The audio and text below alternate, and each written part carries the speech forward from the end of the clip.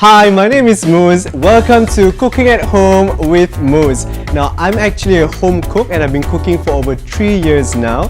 And honestly, I've learned quite a lot of different recipes, but today I want to share with you guys one of my favorite recipes. So it's a very Malay dish. It's originated from Negeri Sembilan and they love spicy food. So if you are a fan of some good kick spicy food, this is the dish for you. So it's called Masak Lemak Cili Padi. If you translate to Malay, translate to English, it actually really means fat cooking. I'm not joking. It literally translates to fat cooking. It is fat, but it's also very healthy and very spicy. It's made out of turmeric, chili, so we use bird-eyes chili, and it's very earthy, very tangy, a bit sour, but most importantly, it's heaty and it's spicy, and that's what this dish is all about. And let me show you guys what ingredients we have for today. Alright, so I'm going to share with you guys the first part of the dish, which is the paste itself. But before that, I'm just going to introduce to you guys all of the ingredients that's going to make this beautiful dish today. So this is the first part, which is the paste itself, okay? The main ingredient for the paste we have, which is turmeric. This is fresh turmeric. You can see the color is orangey, yellowish a bit, very fresh. I love it so much. And then you also have shallots, and then you also have garlic, 3 cloves of garlic, and then you have the bird-eyes chili, and then turmeric powder. We also have canola oil, a bit of water, okay? This is the part where you're going to make the paste, okay? This is the rest of the ingredients that we're going to mix together once we start cooking the paste, and then once we start putting in the crab itself. So in this dish today, I'm going to share with you guys, I'm going to use crab itself, okay, as the main star, because of course I love crab, and crab is amazing, by the way. It's very sweet, it's very juicy, and then once you start cooking later, you can see the juiciness of the crab coming out, just making the whole dish just amazing. Spicy, tangy, earthy, a bit sour, and just sweet. What can you ask more from a dish, right? So we have this part. Now we have long beans. So long beans is more of like the vegetable, so it gives you a bit of a crunchiness because the meat itself later is going to be very soft, right? And then you have, this is very optional, but it is kaffir lime leaves, okay? Originally in the recipe, people don't really use kaffir lime leaves, but in this recipe for me, I actually like to use it. It gives you a bit of a sour and also a bit of a herbal taste. We also have tamarind, okay? So this is a dried tamarind, okay? This is what we're going to mix later to give that a bit of a soury taste. This is fresh coconut milk. Okay, you can always use the coconut milk from the box itself, which is fine, but for me, I like it when it's fresh, mainly because it's diluted. It's not too thick like the one in the the ones in the box. So once you start mixing later, it doesn't become too thick, so it's very hard to cook the whole dish itself. We also have lemongrass, and also we have turmeric leaves, okay? Like I mentioned just now, this dish is the star is turmeric itself. All right, so I'm gonna start blending this to make the paste, okay? So we're gonna mix everything together. I'm gonna show you guys how to do it. So usually when I start cooking, right, I'm gonna have 2 different cloths with me. Number one is damp, one is dry, and also I have another one for me to just dry my hands off, you know, very quickly. And I have this part over here where I can just throw in anything very quickly so that we can make this whole dish, you know, more efficient and more effective. That's how I like to cook, okay? So I'm just going to show you guys, okay? So we use so just the size will be about 1 to 2 inch, so just about your thumb itself. So this is about the size that we have. So you're just going to, you don't have to like go slice like crazy. It's not really that necessary. Just slice it a bit, it's fine. So you can mix everything together later. You can put everything in.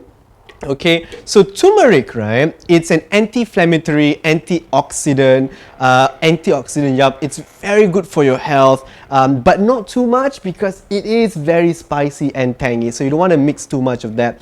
You also have, in this case, in this recipe, we're also going to use shallots. Now, the part about shallots, right? A lot of people ask me, like, okay, Moose, what's the difference, or when do I know when to use shallots or when to use red onions? Okay, the thing about red onions are very big. Okay, it has that oniony taste, so you don't really want that oniony taste when it comes to paste is very, it's very light, it's very, you just want to make sure that it gives you that pinch of taste. So a red onion would give you that very oniony taste, and it's just too strong, and it's not nice because it's gonna make you cry when you start cutting it. So let's not do that. So the best substitute, or like the best next thing for this to make a paste, would be definitely shallots. So shallot has a bit of a garlic taste, a little bit spicy, but also very, very sweet.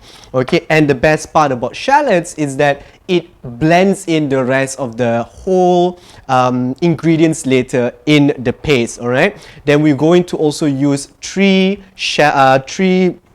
cloves of garlic. All right, so when it comes to garlic, right, I mean, like, mine is very fresh. Like, lucky for me, I actually got it very fresh. So use 3 cloves of garlic. Like, again, like I said just now, you don't have to really, chop it a lot, or just enough for us to blend it later. And a lot of people ask me as well, like, Moose, why does Malay dish have, or Asian dish actually, has a lot of garlic, especially when it comes to paste? Okay, so garlic is actually, fun fact, is actually an emulsifier. Did you know that? Yeah, I did not know that. I've always asked, like, why? Huh? Why everything got garlic? Huh? But apparently it is an emulsifier. So it's going to mix all of the rest. So later we're going to mix the water and also the oil. So we're going to blend everything in together very well. So just some fun facts for you when it comes to garlic. It's actually an emulsifier, and it also gives you a very, very nice taste. Not too much, okay? I'll be very frank with you. Do not use too much garlic, okay? It's not good.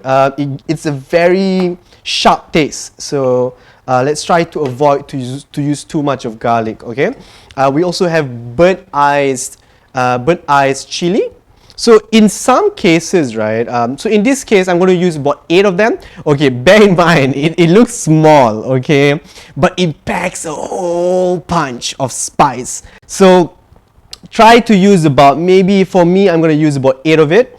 Okay, in this recipe in particular, usually people don't really use the stem. This is what they call stem. I'm not sure. Is it stick?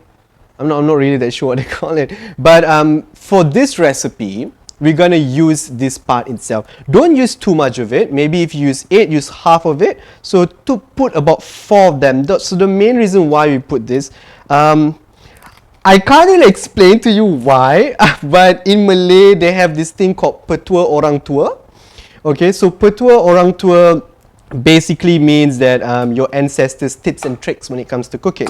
So I've got this tip and trick from one of the chefs that I actually learned back then when I was working in kitchen. He was telling me when it comes to using burnt iced chili, the flavor itself comes from the stem itself. So I think we've used about, what, just now? I didn't count. So about 7 or 8. So this is enough for now. So I'm just going to put 1 extra one. Put a bit of the stem, 1 more as well. Okay. And then you have this. So you can smell it. It really is very, very, very strong. So the next part we're going to put is a spoonful of turmeric powder. So not too much, okay? You don't need a mountain of turmeric powder. Just a bit, okay? A spoonful would be enough. And then this is the part that most people don't know. Okay, lemongrass, all right? I'll give you a tip. Lemongrass, right? There's this part here. So usually people cut this part, but they don't know that this part actually has quite a lot of flavor.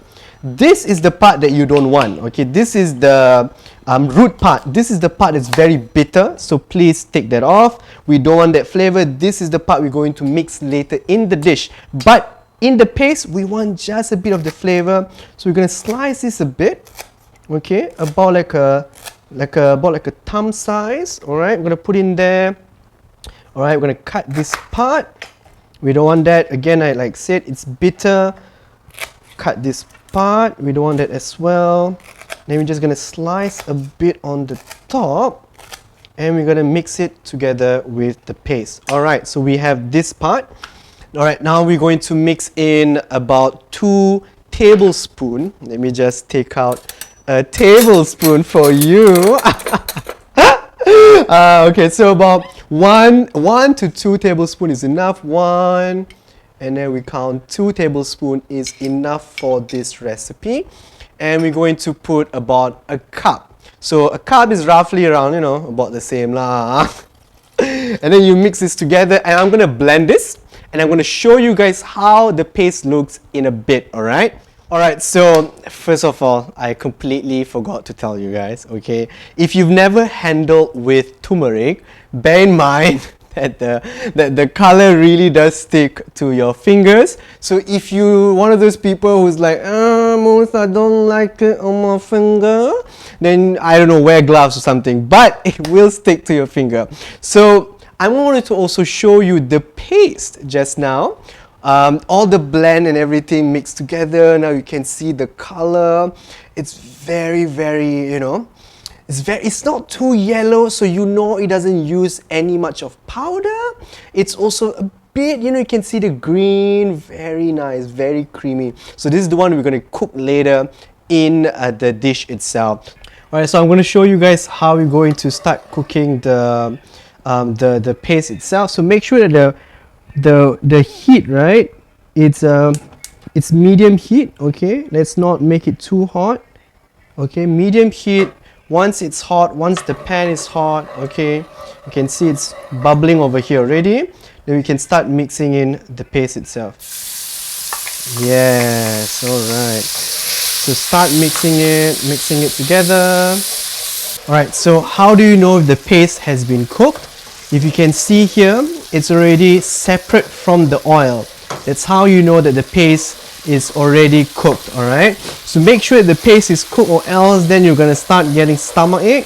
So once this is done, lower it down the heat to medium heat, and then you mix in all that juicy coconut milk. Yes, all right, then you mix it well together. There we go. Alright, so now that you have everything is in together, so you want to mix everything else. So just now we have kaffir lime leaves. Just put in like maybe 3, not too much. You don't want to overpower the rest of the taste. Then you have turmeric leaves. So I slice it like julienne just now. Put in the lemongrass. So put in 2 lemongrass. Mix everything all together. Okay, and then last and not least, you also have you can just use one of the dried tamarind. Mix everything together. Okay, so now you get this nice blend of taste. Okay, wait for it to boil, and then you can start mixing in the crabs later. So once everything is done, I'm going to show you the dish later, how it looks like. Okay. Alright, now you can see that I've put in the crabs. So you can know the crab has been cooked, or it's cooked already once the color changed to a bit of orange. Now once it's done, make sure you slow cook, okay? So low to medium heat, and then once it starts cooking, then you can mix in the long beans, and then you can just mix everything well, and just let it to simmer for about 2 to 5 minutes, and then basically you're good to cook. I mean, you're good to eat. All right. But look at that dish. Oh my god, I told you it's very yellow, very nice. The smell is amazing, and I can't wait to show you guys how it looks like later. So just wait it and let it to simmer.